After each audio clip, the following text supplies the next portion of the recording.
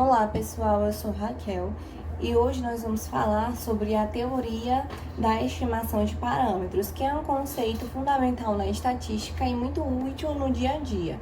Nós vamos explicar o que é, como funciona e onde é aplicado, de uma forma simples e prática para vocês entenderem. Vamos começar com o que é a estimativa de parâmetros ou estimação de parâmetros. A estimativa de parâmetros é uma forma de obter informações sobre um grupo grande chamado de população a partir de um grupo menor chamado amostra. Em vez de analisarmos todo mundo, analisamos uma parte e fazemos uma boa aproximação. Vamos ter, por exemplo, imagine que nós queremos saber a idade média de todos os alunos de uma escola. Só que essa escola possui 1.000 alunos. Então, seria meio que inviável a gente perguntar a idade de cada um deles. Por isso, nós escolhemos 50 desses 1.000 alunos de salas diferentes e calculamos a idade média deles, usando esse valor como estimativa da idade média de todos os alunos da escola. Essa é a ideia central da estimativa de parâmetros.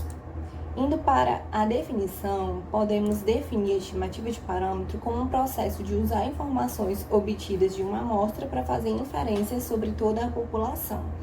E vale reforçar que nós temos dois conceitos importantes, que é o conceito de população, que é o que queremos estudar, o grupo que queremos estudar, como, por exemplo, todos os brasileiros ou todos os 1.000 estudantes de uma escola, e a amostra, que é a parte do grupo que é analisada para representar o todo, como os 50 alunos daquela pesquisa, né?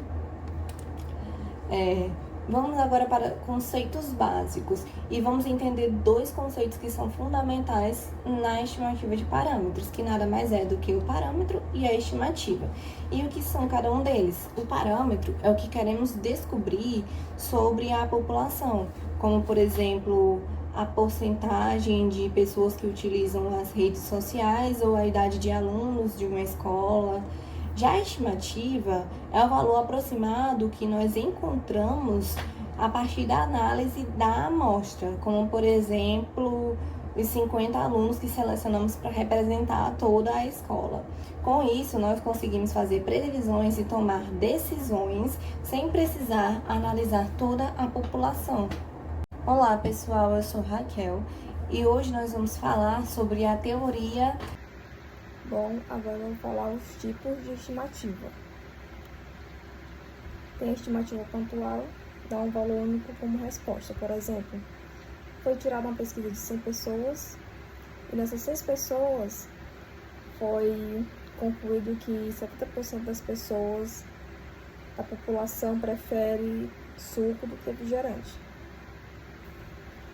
Então, qual é a vantagem? Que é rápida e direta, já fala que é 70%. E pronto, que é aquela a porcentagem. Desvantagem, não mostra o quanto você pode estar errado. Estimativa por intervalo. Dá uma faixa de valores onde o parâmetro pode estar. Por exemplo, nesse mesmo exemplo dos sucos, nessas 100 pessoas, foi tirada mais outras pessoas para tirar mais conclusões, mais pesquisas. Por exemplo, chamou, além dessas 100, pegou mais umas 200 pessoas. E a partir dessas 300 pessoas, pegou que entre 65% e 75% preferem suco do que refrigerante. Então, deu para perceber que tem um intervalo entre 65% e 75%. Qual a vantagem? Mostra uma margem de erro, o que traz mais confiança. Desvantagem? Requer mais cálculos e é mais detalhado. Métodos usados na estimativa. Existem diferentes formas de calcular a estimativa, mesmo sem entrar em detalhes técnicos. O que importa é que cada método tenta garantir que a estimativa seja o mais próximo possível da realidade. Por exemplo, em questão dos sucos novamente, para ficar melhor. Diante da pesquisa dos sucos, notaram que dependendo da idade, dependendo do bairro onde a pessoa mora, vai mudar a resposta, vai mudar a porcentagem daquela região da preferência de sucos. Por exemplo, que em uma região X, um bairro X, a maioria das pessoas prefere mais suco do que refrigerante. Já no bairro B, preferiam mais refrigerante do que suco. E também pode relevar a questão de idade, também pode influenciar muito.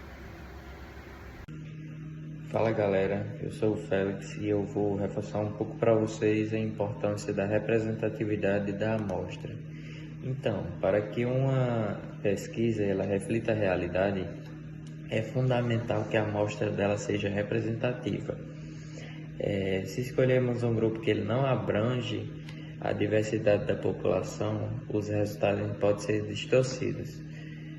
Vou dar um exemplo aqui para vocês de uma pesquisa em que queremos entender a opinião da população de uma cidade. Aqui é a cidade completa e onde temos 5 bairros.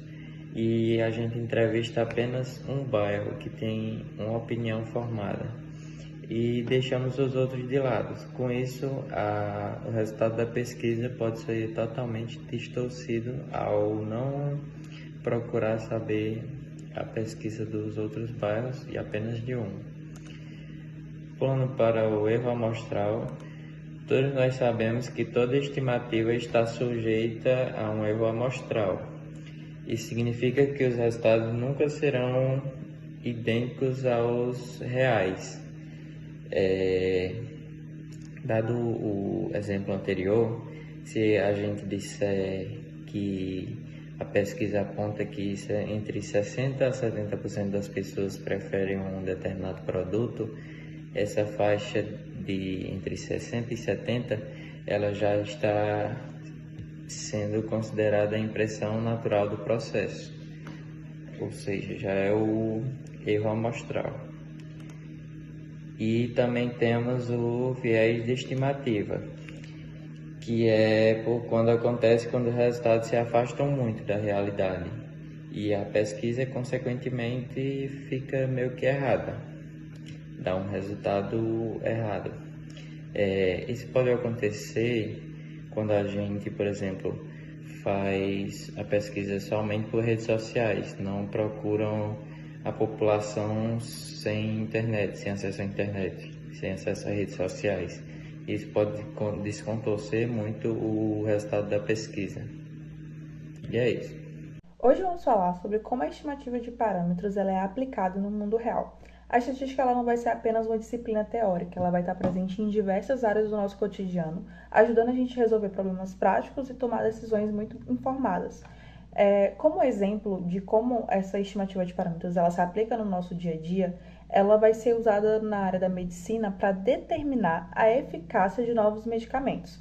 Por exemplo, ao testar uma vacina, os pesquisadores eles estimam a taxa de eficácia com base em amostras de pacientes.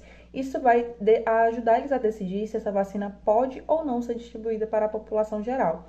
Já na área do mercado financeiro, a estimativa de parâmetros ela vai ser crucial para prever tendências econômicas. Analistas vão utilizar dados históricos para estimar indicadores como a inflação ou o crescimento do PIB, que vai influenciar nas decisões de investimento e políticas públicas.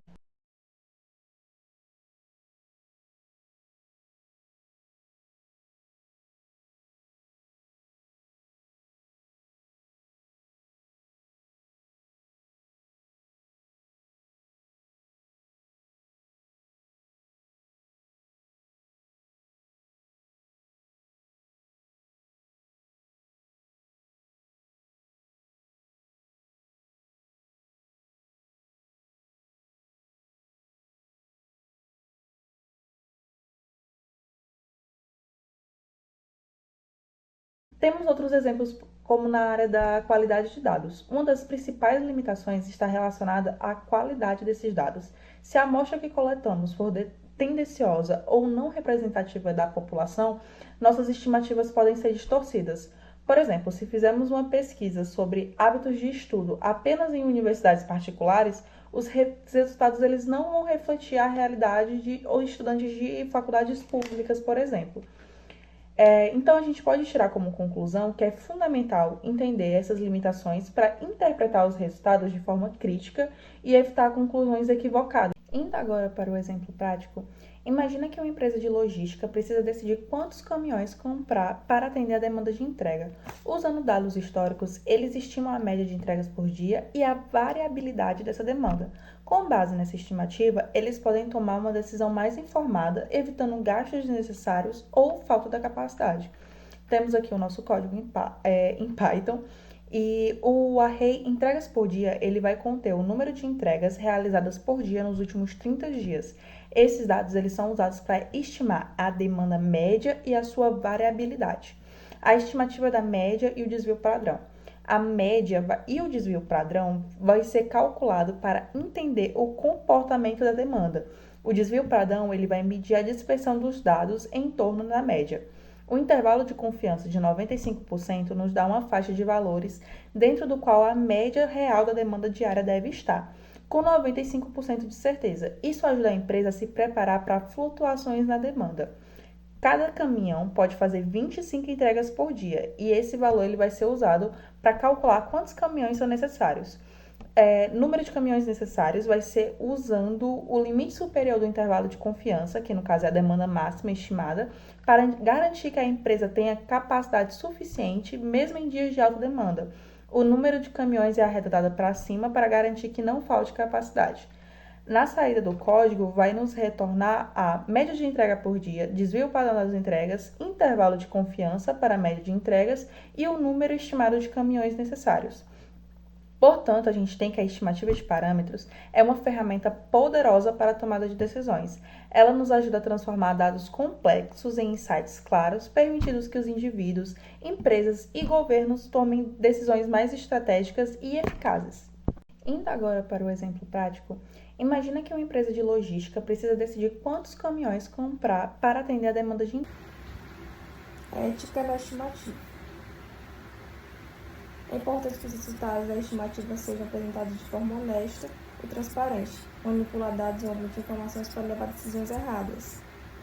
Por exemplo, a pessoa que vai, novamente exemplo dos sucos, vai fazer uma pesquisa na cidade para tentar colocar uma empresa de sucos naquela mesma cidade. Então, as pessoas que vão fazer a pesquisa com a população mente sobre que a população tem gosto, tem preferência. Por exemplo, aquela cidade tem gente que a população prefere mais refrigerante do que suco e a pessoa vai mentir sobre esses dados, o dono da empresa vai querer colocar a empresa naquela cidade e não vai lucro, vai dar uma decisão errada, porque não vai dar certo, pois a população prefere mais refrigerante do que suco, ou seja, não ia dar lucro para aquela empresa. Ética na estimativa.